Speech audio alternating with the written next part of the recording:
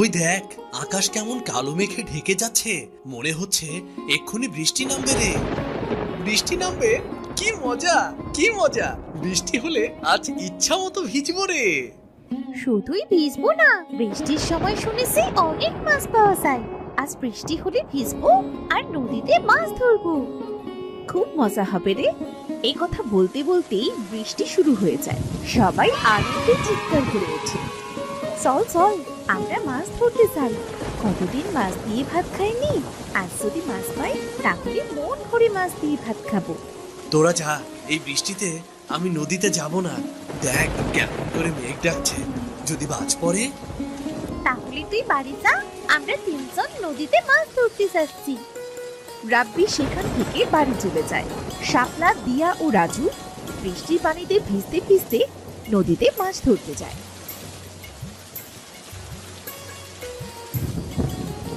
তারা অনেকগুলো মাছ পায়, সেগুলো নিয়ে যে যার বাড়ি ফিরে যায়। মা, তুমি এখানে বসে কি এত ভাবছো? এতক্ষণে তোদের ফেরার সময় হলো। রাগ করো না মা, বৃষ্টি হলে তো নদীতে মাছ ভেসে বেড়ায় মা। অনেকদিন তো আমরা মাছ খাই না, তাই নদীতে মাছ ধরতে গিয়েছিলাম। দেখো না মা, কতগুলো মাছ এনেছি। মা, মাছগুলো ঝোল করবে। বৃষ্টির দিনে মাছ ঝোল দিয়ে ভাত খাবার মজাই আলাদা। ঠিক আছে, তোরা তাড়াতাড়ি জামা কাপড় পাল্টে নে, না হলে যে আবার ঠান্ডা লেগে যাবে। রাজু আর দিয়া কাপড় বদলে ঘরে গিয়ে দেখে তাদের ঘরে পানি পড়ছে। তোর বাবাকে কত করে বললাম এবার সালটা সারাও, বৃষ্টির দিনে ঘরে থাকাই যায় না, কিন্তু সে তো পেরে উঠলো না। আচ্ছা, আমি মাছগুলো কেটে রান্না করে নিই। মোহিনী মাছ কেটে রান্না করে।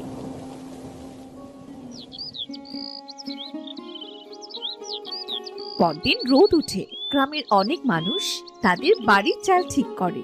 পথে ঘাটে পানি বেঁধে আছে। ভাই, এখন ঘরের চাল ঠিক করছো যে? কি করব ভাই, বর্ষা চলে এসেছে তো। তুমি তো জানো বর্ষার সময় গ্রামের অবস্থা কেমন হয়। বর্ষার জন্য কাল সারা রাত ঘুমাতে পারিনি, চাল বেয়ে সব পানি গায়ে পড়েছে। এজন্য ঘরের চালটা ঠিক করছি আর কি। বেশ ভালোই করছো ভাই, আমারও একই অবস্থা। আমার ঘরের চালটাও ঠিক করতে হতো, কাছে তেমন পয়সা নেই, এজন্য এবার পেরে উঠছি না। ঘরটা সারিয়ে নাও ভাই, শুনেছি এবার নাকি বৃষ্টির ভাগটা বেশি। এই বৃষ্টির সময় বউ বাচ্চা নিয়ে কোথায় যাবে তখন শুনি?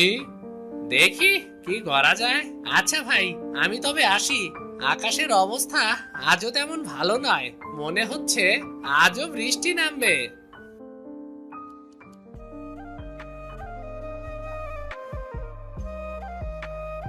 বলি, ও মহেশ ভাই, মাঠে তো সব কাদা, তা গরু নিয়ে যাচ্ছ কোথায় তবে? মাঠে যাচ্ছি ভাবি, যেখানে একটু শুকনো পাবো সেখানে একটু গরুটাকে খাইয়ে আনতে যাচ্ছি। বাড়িতে গরুর খাবারের বড্ড অভাব গো। আচ্ছা, আমি আসি তবে। এই বলে মহেশ গরু নিয়ে সেখান থেকে মাঠে চলে যায়। অন্যদিকে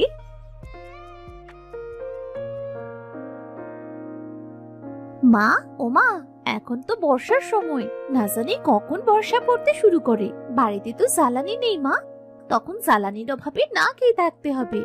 আমি আর ভাই মিলে বরং জঙ্গলে যাচ্ছি। কাল তো ঝড় বৃষ্টি হয়েছিল মা, আজ জঙ্গলে অনেক জ্বালানি পাবো। আকাশের অবস্থা তো তেমন ভালো নয় রে, এই অবস্থায় তোদের জঙ্গলে যেতে হবে না। তুমি চিন্তা করো না মা, বর্ষা শুরু হবার আগেই আমরা চলে আসব। তাড়াতাড়ি ফিরিস কিন্তু। দিয়া আর রাজু তাদের মায়ের কাছ থেকে বিদায় নিয়ে জঙ্গলের উদ্দেশ্যে বেরিয়ে পড়ে। তারা হাঁটতে হাঁটতে একসময় জঙ্গলের অনেক গভীরে চলে আসে। দিদি, এখানে অনেক জ্বালানি হয়েছে, চলো একটু কুড়াই আমরা। ঠিক আছে ভাই।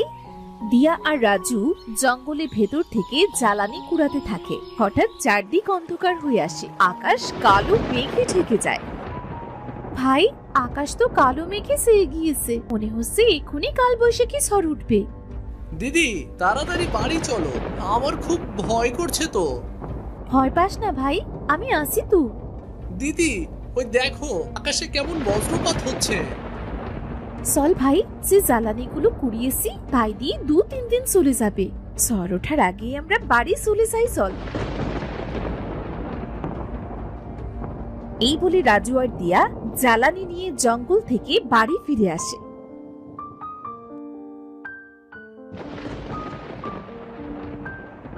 তোরা এসেছিস? আমি তো চিন্তায় মরে যাচ্ছিলাম যে মেঘ করেছে, মনে হচ্ছে এখনই কালবৈশাখী ঝড় উঠবে। এজন্যই তো তাড়াতাড়ি বাড়ি ফিরে এসেছি মা। তা বেশ করেছিস। এখন হাত মুখ ধুয়ে 2 ভাই বোন দুটো খেয়ে নে দেখি।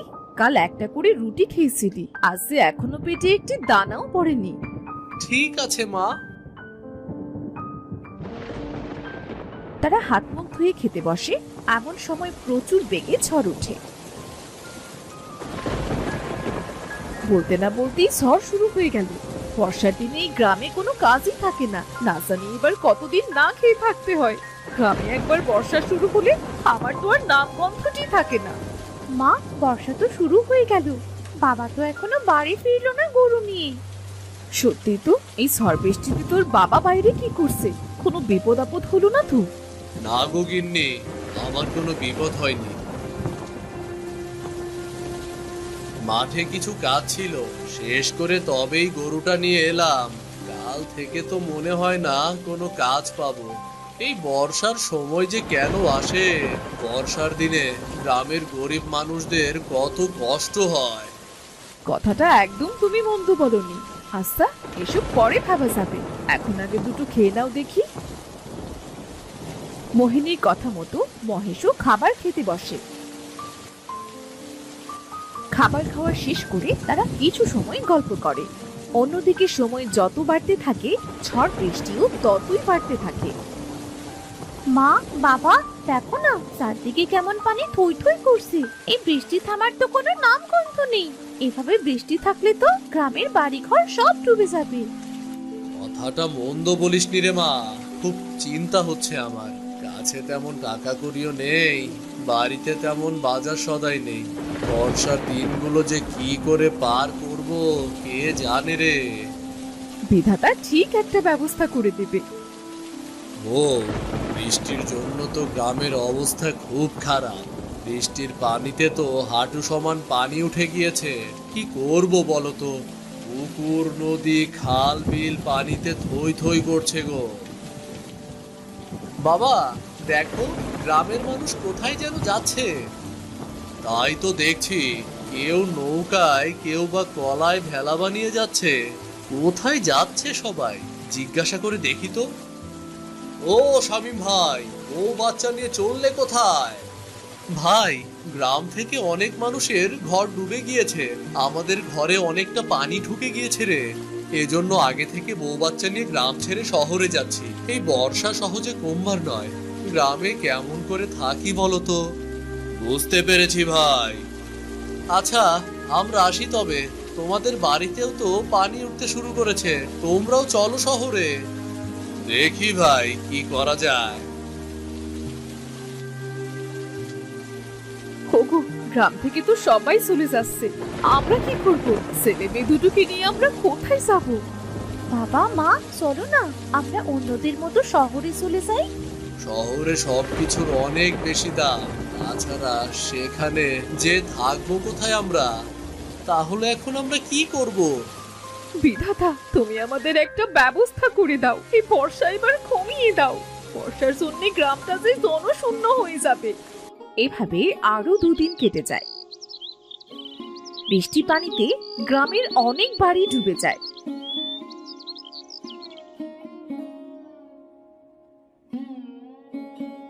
আজ বর্ষাটা কম হয়েছে।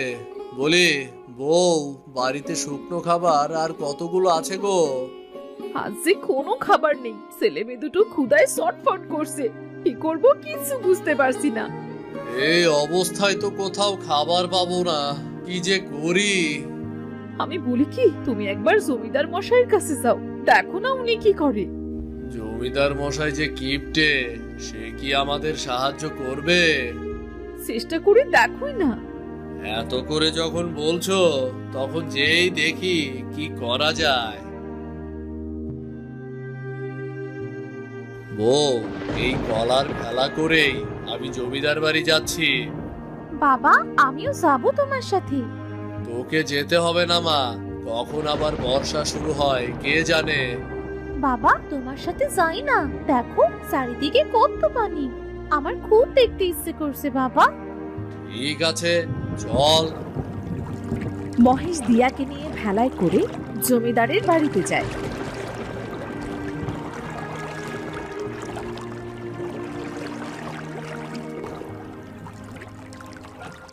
জমিদার মশাই, আপনি যদি সাহায্য না করেন তাহলে কোথায় যাব আমরা?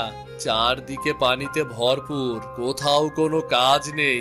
এ অবস্থায় কি খেয়ে বাঁচবো বলুন? তোমার মতো অনেকেই আসছে আমার কাছে, তোমার জন্য আমি কি করতে পারি সেটা বলো। জমিদার মশাই, আজ 4-5 দিন ভাতের দানাও চোখে দেখিনি। বাড়িতে কিছু শুকনো খাবার ছিল, সেটাও কাল ফুরিয়ে গিয়েছে। এজন্য আপনার কাছে এলাম। আপনি যদি কিছুদিনের খাবার দিতেন তাহলে বড্ড উপকার হতো। সবাইকে যদি আমি খাবার দিয়ে সাহায্য করি তাহলে তো আমারই কপালে খাবার জুটবে না। তোমাকে আমি সাহায্য করতে পারবো না বাপু। জমিদার মশাই, বর্ষার দিন শেষ হলেই আপনার খাবারের টাকা আমি শোধ করে দেব। এই চিরাগুলো দিয়ে আজকের দিন চলে যাবে, এটা নিয়ে ফিরে যাও। এর বেশি আমি তোমাকে সাহায্য করতে পারবো না। মহেশ আর কিছু না বলে জমিদারের দেওয়া চিরা নিয়ে বাড়ির পথে রওনা হয়। মহেশ আর দিয়া যখন বাড়ি ফিরছিল তখন তারা একটা বুড়িকে পানিতে ডুবে থাকতে দেখতে পায়। বাবা বাবা ওই দেখো কে যেন পানিতে ডুবে যাচ্ছে, আমাদের লোকটাকে বাঁচানো উচিত বাবা। আরে, ওটা তো একটা বুড়ি মনে হচ্ছে। তাড়াতাড়ি চল, না হলে বুড়িটা মারা যাবে। তারা ভেলা নিয়ে বুড়ির কাছে যায়। অনেক কষ্টে বুড়িকে তারা পানি থেকে তুলে তারা বুড়ির পেট থেকে পানি বার করে। এরপর বুড়ি জ্ঞান ফিরে পায়। তোদের অনেক ধন্যবাদ রে বাবা, তোরা আমার অনেক বড় উপকার করলি। তোরা না থাকলে হয়তো আজ আমি মরেই যেতাম। ধন্যবাদ কেন দিচ্ছ বুড়িমা? তুমি পানিতে ডুবে যাবে এটা আমরা কি দেখতে পারি বলো? বাবা আজ 2 দিন ধরে কিছু খাইনি, আমায় কিছু খেতে দিবি? ক্ষুধার কষ্ট যে আমি আর সইতে পারছি না বাবা। ঠাকুমা আমরাও যে না খেয়ে আসি, সেজন্য জমিদার মশাইয়ের কাছে গিয়েছিলাম, কিন্তু জমিদার মশাই কটা চিড়ে দিয়ে আমাদের পাঠিয়ে দিল। আমাদের কাছে সেই চিড়েটুকুই আছে, তুমি কি চিড়ে খাবে? আমার ওই চিড়ে দিয়েই চলবে রে মেয়ে। এই নাও বুড়িমা, চিরাগুলো বরং তুমিই খাও তবে। মহেশের হাত থেকে চিড়াগুলো দেখে বুড়ি খপ করে সেগুলো নিয়ে খেতে শুরু করে। ঠাকুমা ঠাকুমা আস্তে খাও, তোমার গলায় বেঁধে যাবে তো। আমার কিছু হবে না রে মেয়ে। বুড়ি চিড়েগুলো খাওয়া শেষ হতেই বুড়ি একটা পরীতে পরিণত হয়। এ কি, কে আপনি? বুড়ি থেকে এমন সুন্দরী হলেন কেমন করে? আপনি যেই হন না কেন আমাদের ছেড়ে দিন, আমাদের কিন্তু মারবেন না। ভয় পেও না তোমরা, আমি পড়ি। তোমরা আমায় সাহায্য করেছো, আমি তোমাদের কি করে ক্ষতি করি বলো তো? আপনি পড়ি? আমি শুনেছি পরীরা নাকি খুব ভালো হয়, তবে আপনি অমন বুড়ি সেজেছিলেন কেন? আমি সব বলছি, আগে তোমরা ভেলা থেকে নেমে ওখানে চলো। দেখো ওখানে কোনো পানি নেই। ঠিক আছে। শোনো, আমি আর আমার সাথী পৃথিবীতে খেলা করছিলাম, তখন এক জাদুকর আমায় দেখে ফেলে আর সে আমাদের তাড়া করতে শুরু করে। অনেক কষ্টে জাদুকরের চোখ এড়িয়ে আমি এই গ্রামে এসে পড়ি। এসে দেখি এই গ্রামে এখন বর্ষার দিন, খুব খারাপ অবস্থা। তারপর কি হলো? তারপর আমি পরিরাজ্যে ফিরে যাবার জন্য রওনা দিই। উঠতে উঠতে পানির ভেতর পড়ে যাই, আর ওখানে চোরাবাড়ি থাকায় আমি উঠতেই পারছিলাম না। তাই বুড়ির রূপ নিই, যাতে আমায় কেউ সাহায্য করে। আর তার পরের ঘটনা সে তো তোমরা জানোই। বুঝতে পেরেছি বুড়ি, আপনাকে সাহায্য করতে পেরে আমাদের অনেক ভালো লেগেছে। আমি তোমাদের উপহার দিতে চাই আমার জীবন বাঁচানোর জন্য। বলো বলো কি চাই তোমাদের? উপহার যদি দিতেই হয় তাহলে গ্রামের সকলের জন্য দিন পড়ি। আমাদের মতো গ্রামে আরো অনেক মানুষ আছে যারা ঠিক করে খেতেও পায় না, যাদের বাড়ি ঘরে বন্যায় নষ্ট হয়ে গিয়েছে, ঝড় বৃষ্টিতে সবার বাড়ির চাল গিয়ে পানিতে পড়েছে। জানেন, আমরা অনেক কষ্টে থাকি। আমরা এই গ্রামের মানুষ বর্ষার দিনে খুব কষ্টে থাকি। তুমি এই পাখিটা রাখো। এই পাখি প্রতি রাতে একটা করে সোনার মোহর দেবে, আর এগুলো তোমরা এক একজনের বাড়ি গিয়ে দিয়ে আসবে। যতদিন না গ্রামের মানুষের উন্নতি হচ্ছে ঠিক ততদিন এই জাদুর পাখিটা তোমাদের সকলের অভাব দূর করে দেবে। ধন্যবাদ পরি আপনাকে।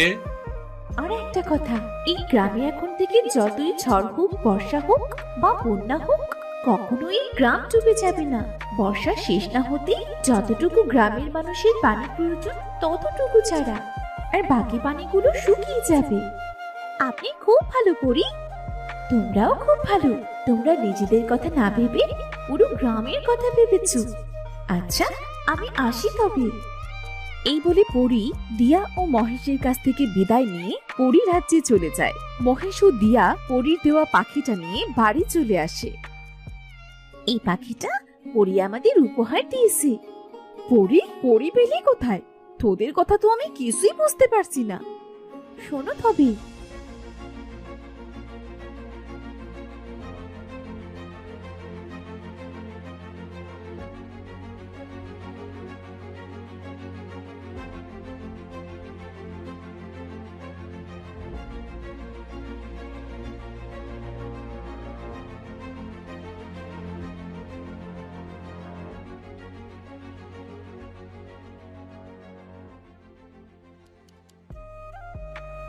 সত্যি বলছিস তুই? এবার যদি এই গ্রামটা বর্ষার কবল থেকে রক্ষা পায়।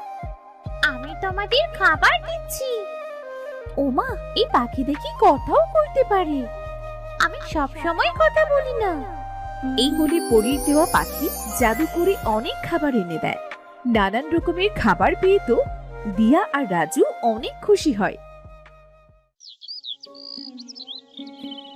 পরদিন পরির কথা মতো গ্রাম থেকে পানি শুকিয়ে যায়, আর পরির দেওয়া পাখি প্রতিদিন গভীর রাতে একটা করে সোনার মোহর নিয়ে একদিন এক এক গরিব পরিবারকে দিয়ে আসে। কিছুদিনের মধ্যেই তাদের গ্রামের অনেক উন্নতি দেখা যায়। বর্ষার দিনেও এখন আর আগের মতো দিয়াদের গ্রামটা পানিতে ডুবে যায় না।